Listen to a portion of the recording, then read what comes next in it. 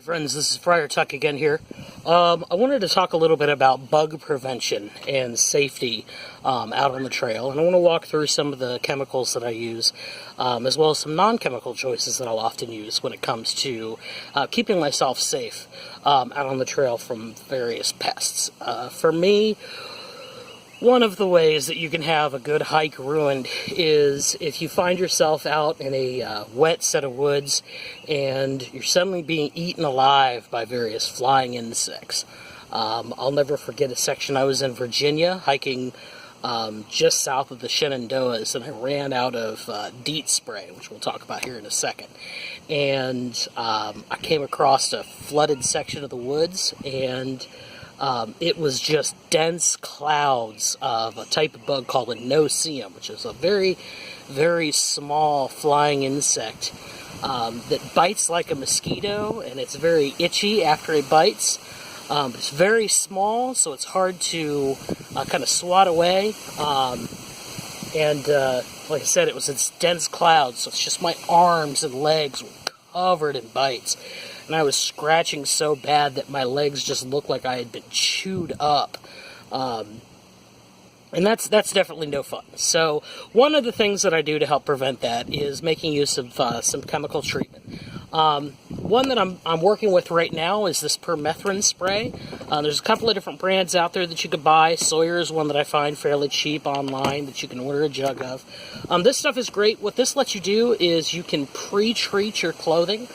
So you can actually see here, I have all of my clothes laid out on the deck that I've sprayed them all down with permethrin spray. And they're all drying. I can't see the camera too well, so I'm hoping that you caught a shot of all that. And what I do with that is you spray it. You want to make sure you at least get 6 to 8 ounces on the clothing items there for one outfit. So this bottle here, this will treat 3 different outfits. It's a 24-ounce bottle. Spray it down, let it out in the sun to dry, and then once that's dry, what that'll do is, the instructions say that it's good for about 6 weeks. I find typically that it's good for about a month, that I can count on that permethrin. That prevents, for the most part, the main insect that works against is going to be ticks, though I have found that I get a little less bugged by mites and mosquitoes. It's also listed as preventing chiggers, which is a type of burrowing insect that'll get inside your skin and makes you break out these big rashes. And I can attest that I've never had a problem with any of those as long as I've been using that permethrin-treated clothing items. In addition to that, as I said, the other big item that I'll use is DEET. So I buy the DEET spray.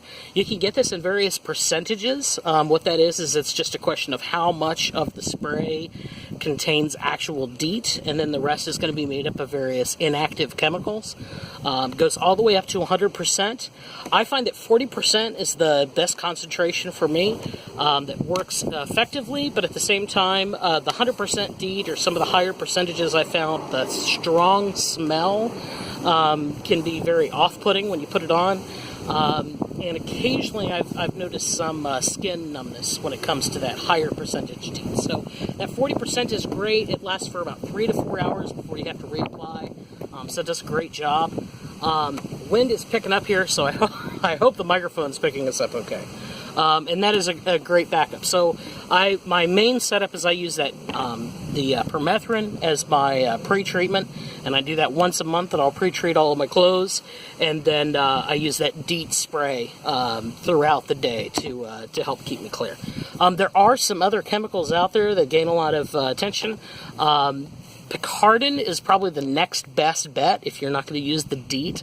I've seen some very good peer-reviewed studies that have run Cardin and DEET side by side, and both seem to perform fairly well. I got this bottle of Cardin lotion that came free with my permethrin spray, so I'm looking forward I will be trying this out this week, so I'll let you know how that goes.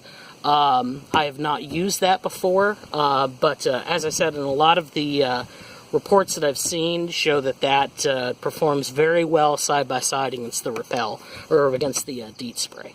There are a number of other different treatments out there that you can use.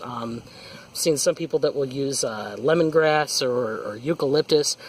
Those have typically not scored as well on a peer-reviewed study. I've heard some anecdotal evidence. That means that people that are just kind of telling stories and giving their personal experiences that have said that they've had good luck with those.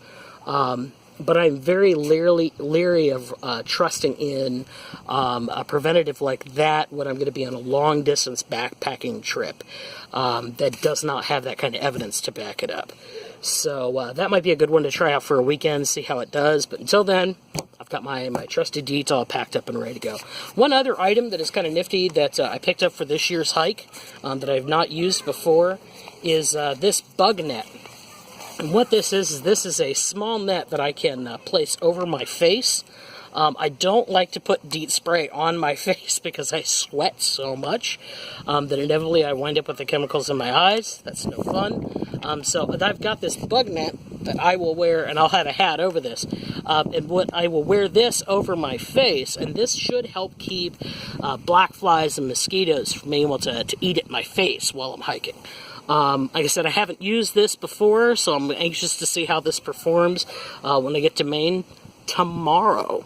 So, but that's a good review, basically, of how everything is working. I did want to point out, too, as we were talking about the clothes, this is a good opportunity to kind of mention. So you can see here I've got my clothes laid out that they're drying here in the sun. I typically will hike with, I'll pack one pair of pants for a long-distance hike, and I'll just keep wearing that same pair of pants, or rather shorts in this case, because it is still fairly warm. So I'll wear that one pair of shorts day in and day out. But I will pack several pairs, 2 or 3 pairs of underwear, and I will pack 2 or 3 pairs of socks. That is more than what you will hear some long-distance hikers recommend. I've seen people that say that they pack 1 pair of underwear and that's all they'll use. But I find that for comfort and chafing, especially when it comes, and the socks, particularly when it comes to avoiding blisters, changing out that fresh underclothing is really important to avoid, for that comfort's sake, to avoid blistering, to avoid chafing.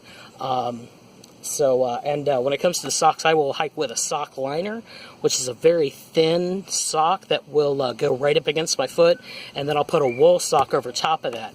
That creates those dual layers, and that'll help again with preventing blisters, because those 2 layers of socks will run up against each other instead of just rubbing up against my foot. Again, that's a kind of an overview of everything that I'm going to be going through. I wanted to just kind of walk you through some of those prevention steps that I find that have been very helpful for me. It's a great way, as I said, of making sure that you have a good, healthy hike. Prevents things like Lyme disease. There have even been reports of Zika virus and some other nasty things that you can pick up from some of the mosquitoes. I fly out to Maine tomorrow, so I'm really excited about that. This video will probably go up to YouTube, depending on the upload time. You may be seeing this video after I've actually already arrived in Maine on the 20th of June. So hopefully, by the time you're seeing this, I will have already climbed up Mount Katahdin and gotten started on the 100-mile wilderness section. But thanks again for following. This is Friar Tuck. Make sure to check the links below for details for making donations to St. Joseph Orphanage Crisis Stabilization Unit. Also find a link to my Facebook page. Make sure that you like there. And also take a look at the links for my Patreon site. You can subscribe there to get access to additional videos and some other features that I have set up. Thanks again, and happy hiking. Have a great day.